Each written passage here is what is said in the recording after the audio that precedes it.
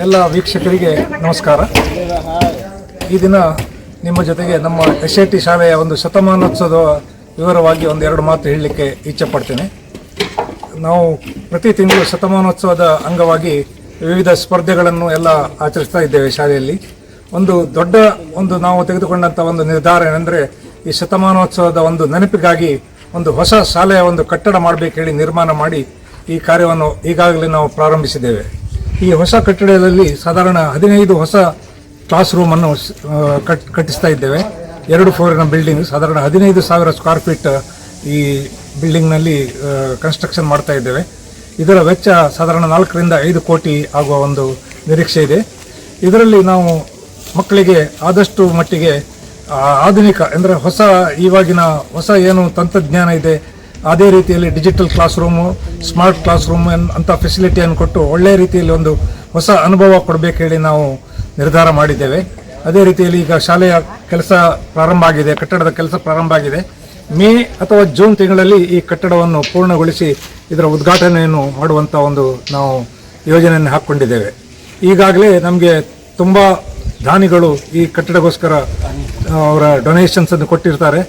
ಈ ವಿಡಿಯೋ ವೀಕ್ಷಿಸ್ತಿರುವ ಎಲ್ಲ ನಮ್ಮ ಬಾಂಧವರಿಗೆ ನಾನು ವಿನಂತಿಸುವುದೇನೆಂದರೆ, ಇದೊಂದು ಬಹಳ ಒಂದು ದೊಡ್ಡ ಒಂದು ಕಾರ್ಯಕ್ರಮ, 100ನೇ ವರ್ಷ ಆಚರಣೆ ಮಾಡುವಂಥ ಕಾರ್ಯಕ್ರಮ. ಇದರಲ್ಲಿ ಭಾಗಿಯಾಗುವ ಒಂದು ಭಾಗ್ಯ ಎಲ್ಲರಿಗೂ ಸಿಗೋದಿಲ್ಲ. ನಿಮಗೆ ಈ ಒಂದು ಭಾಗ್ಯ ಸಿಕ್ಕಿರ್ತದೆ.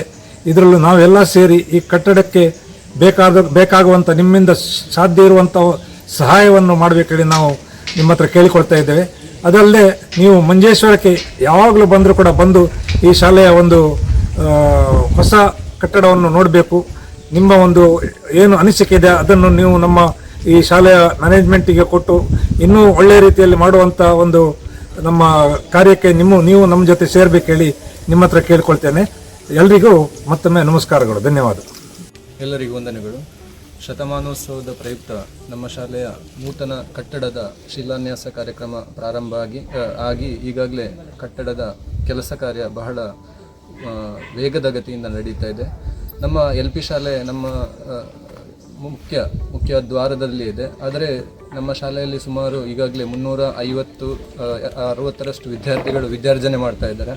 ಒಂದೊಂದು ತರಗತಿಗಳಲ್ಲಿ 60ರಷ್ಟು ವಿದ್ಯಾರ್ಥಿಗಳು ನಮ್ಮ ಶಾಲೆಯಲ್ಲಿ ಕಲಿತಾ ಇದ್ದಾರೆ.